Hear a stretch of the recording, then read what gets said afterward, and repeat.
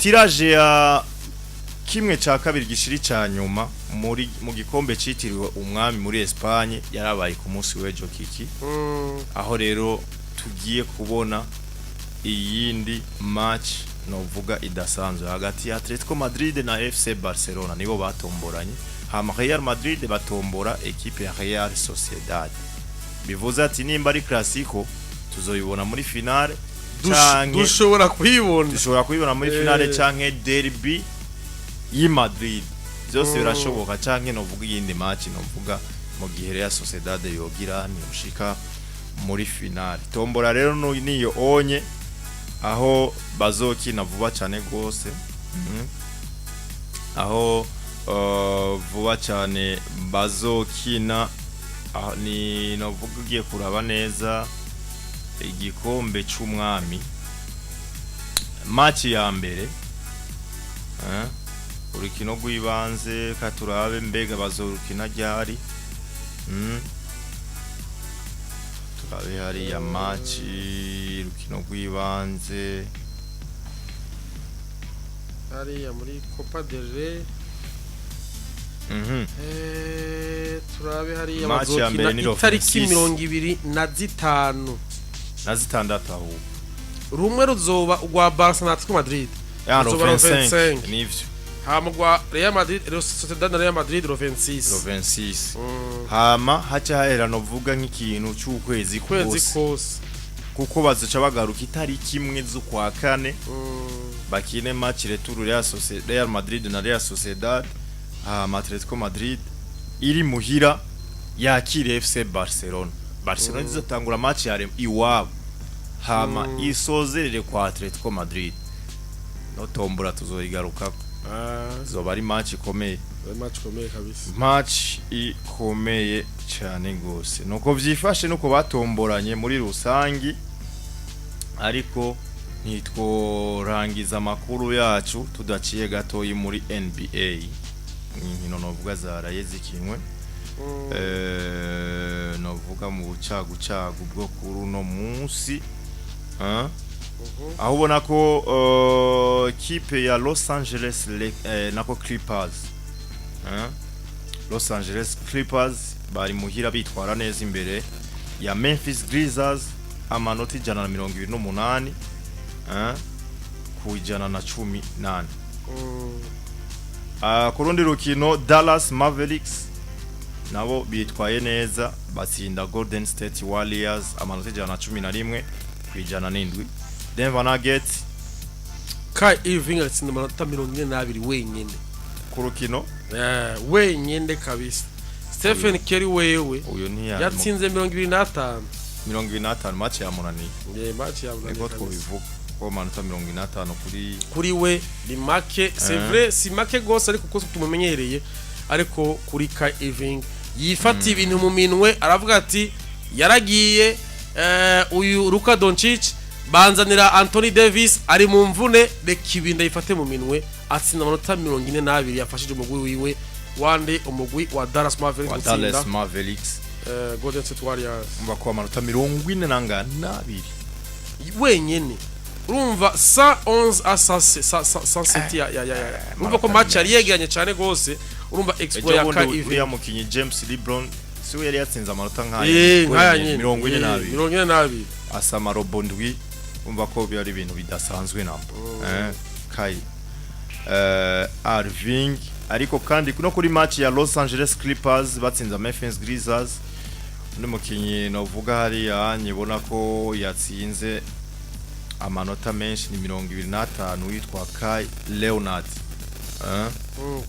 nabakinyi bona ko bazama ariko bakavyuka kabisa ukabona yuko bavyutse James Harden nawe yatsinze amanota make 18 yonye bona ko tari kirenga iyi Philadelphia arimo wenda muri Philadelphia 76ers inde James ari muri Clippers ari kumwe na Leonard ari kumwe na Leonard kurundi ruhande Denver Nuggets ndabire uitwa Jamal Murray Jamal Muhayi yatsinze amanota 55 wenyine pani byo bibindi by'ubwana byo gutsinda amanota 55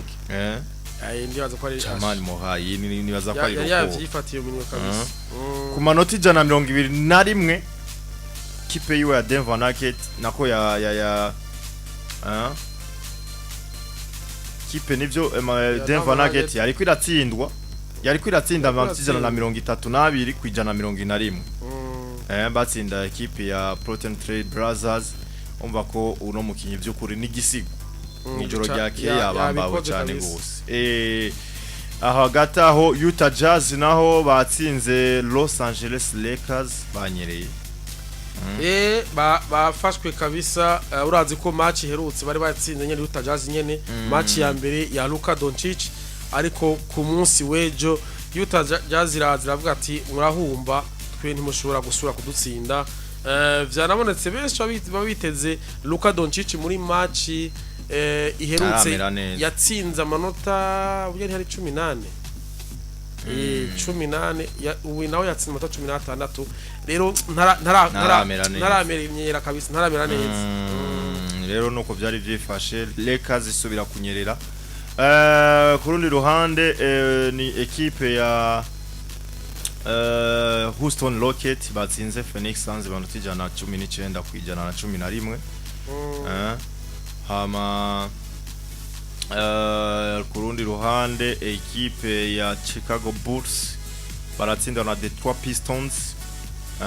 defete zibiri zikurikirana kuko match baheruka gukina Chicago Bulls menga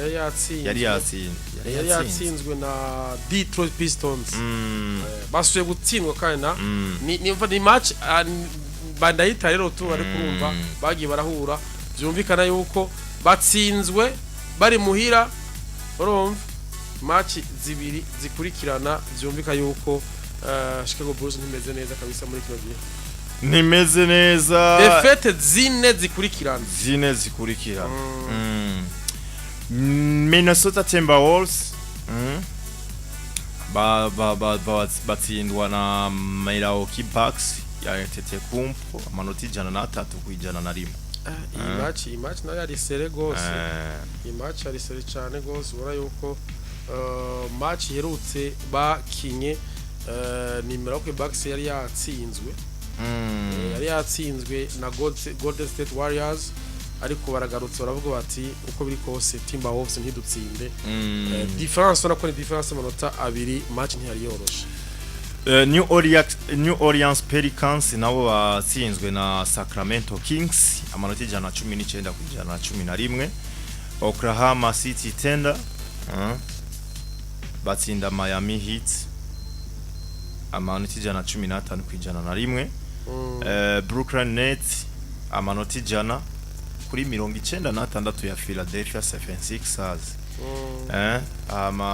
hari anyindi match ubona ko difference y'inota rimwe hagati ya New York Knicks na Atlanta Hawks Atlanta Hawks ari 49-48 ni match yari yoshe yari igoye cyane gose kuravye nk'iyi New York Knicks bikurikiranije match zibatsinda baretse gutsinda Indiana Pacers ariko kuri Atlanta Hawks nabone match iherutse bagize iki batsinze bamaze victoire zitatu barashize Wizards baratsinda Milwaukee Bucks ubu naho baci batakaza kuri New York Knicks aba Cavs nabo batsinze Toronto Raptors iri muhira amaze 131 na rimwe amanota 131 kurangahe kuri korana manota 108 bako batsinze cyane gose Boston Celtic 116 kuri San Antonio Spurs batahanye 103 yonyene Orlando Magic nabo batsinze 102 kuri 86 ya Charlotte Hornets ekipe kabisa nta utayitsinda ekipe ni ya Marco Jordan niwe mu Hornets niwe mu proprietaire wayo Charlotte Hornets kaona rero yuko wapi kabisa defete zitatu zikurikirana nta kigenda ibarizwa no mu mwanya wa nyuma hari ya kuko itsinzwe na Orlando Magic itsinzwe na Brooklyn Nets muri match herutse yo ku munsi novuga wejo navuga itariki 11 basuye gutsinda itariki 9 nande batsinzwe na Detroit Pistons vyumvikana bari ku intsinzi yabo batsinze umugwi wa San Antonio Spurs urumva niyo victoire bafise inyuma y'ama defete agera kuri 6 akurikirana uyu mugwi ntumeze neza ndakurahiye imeze neza namba match ya nyuma yari hagati ya nako ni hari match Boston Celtics batsinze San Antonio Spurs San Antonio ya Wembanyama unako nayo nitwa neza jana na 16 kwijana na 3 Orlando Magic batsinze equipe ya Charlotte Hornets amanota 286 match ya nyuma yari Washington Wizards bahavuye batsindwa na Indiana Pacers amanota 138 kwijana na 30 iyi Wizards ni equipe iri faible gose iri mu twaca muri Conference East utayitsinze ugize je kabisa nuko byifashe ariko kugeza ubunya baguma batubaza amaklassement Oklahoma City tenda muri Conference West niyo ya mbere iyo ya mbere hari ya anyi kurikirwa na Memphis Grizzlies ndetse na Denver Nuggets amaga kurikira za Houston Rockets Los Angeles Lakers igeze mu kibanza ca gatanu ikurikirwa na Clippers nyene basangiye igisagara kibanza ca gatandatu iziza New Orleans Pelicans n'abanyuma za Utah Jazz hariya anye bari mu banza bibi na Portland Trail Blazers bose ariko kuba hariya kurundi ruhande muri Eastern Conference aba Cavs nibo ba mbere Cleveland Cavaliers bakurikirwa na Boston Celtics hama New York Knicks kaja ngaho hafi Indiana Pacers ngaho hafi Milwaukee Bucks ni ya gatanu Detroit Pistons ni ya gatandatu Orlando Magic yindwi za Miami Heat zigakurikira hariya equipe nka Washington Wizards n'abanyuma Charlotte Hornets hariya barakurikira za Toronto Raptors ariko ndetse na za Brooklyn Nets zose ziri mu bibanza bibi